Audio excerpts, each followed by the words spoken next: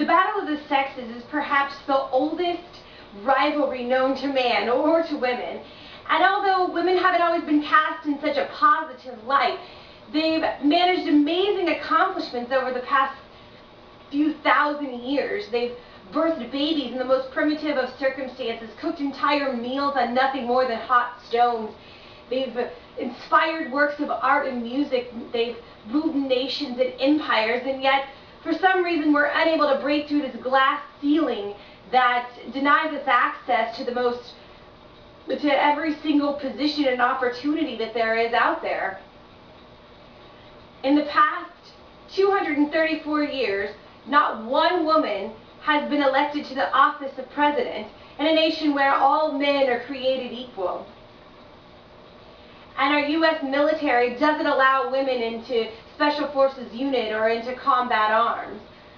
What is it really that prevents us from having access and reaching our full potential? I believe that it's women's faith in each other and not the opinions of men that has taken equality and put it just beyond our grasp. A few years back, my son's teacher told me that she would never want a female to be president of the United States.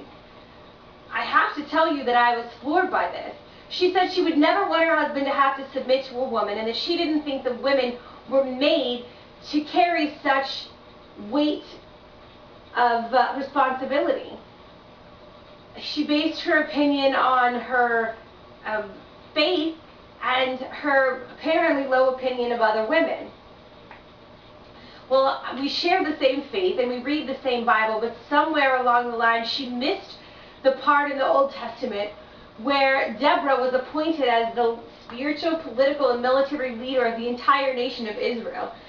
Now, would God have directly appointed her as the head of his chosen people if somehow he had created her less than genetically or emotionally capable of this task? I really don't think so. In this past election, the Democratic national nomination was won by a male senator who'd served less than a full term. He beat Hillary Clinton, who had served several terms as senator, had 8 years of experience in the White House, and was the first female to ever have her own office in the White House.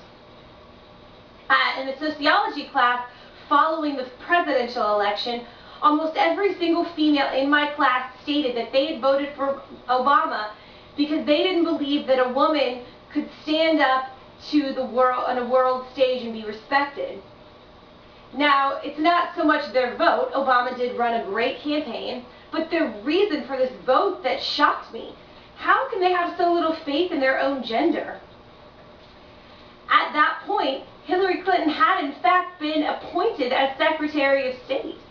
And the U.S. Department of State considers her job, quote, it carries out the president's foreign policies through the State Department and the Foreign Service of the U.S.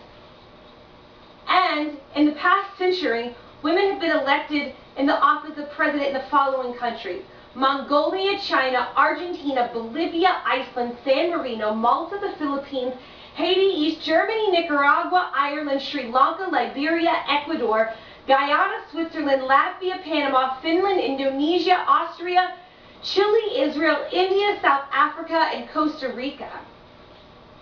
Women are also denied combat privileges. Now, this is more of a technicality as women have been exposed to combat for years. It's more the specific combat positions that are denied them. In a graduation ceremony for the Psychological Operations Advanced Individual Training, I watched as the head instructor singled out soldier Jamie Smith. And he said, I quote, "She is the finest soldier I have ever trained. Sadly, Miss Smith chose not to go into active duty because she was not allowed to do the job for which she was obviously so well qualified."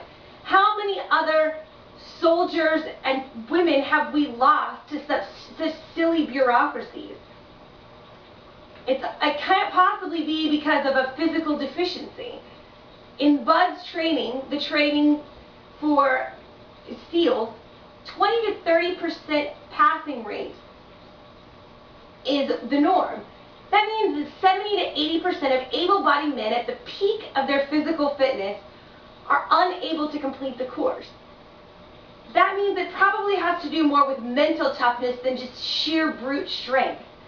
Sometimes a guy who's 6'5" might not make it, and a guy who's 5'8" could make it through.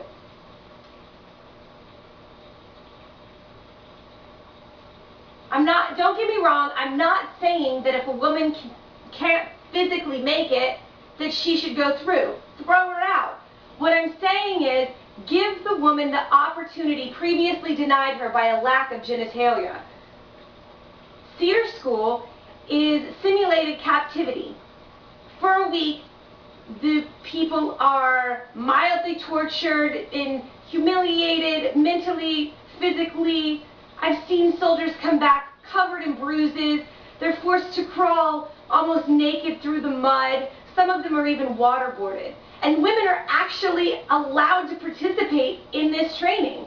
But somehow they're still considered too weak or too soft or incapable of being in SEAL units, Delta Force, pararescue PJs, or Green Berets. The movie Mean Girls premiered in 2004 and brought the light to a really grave issue. The movie was based on a book called Queen Bees and Wannabes by Rosalind Weissman.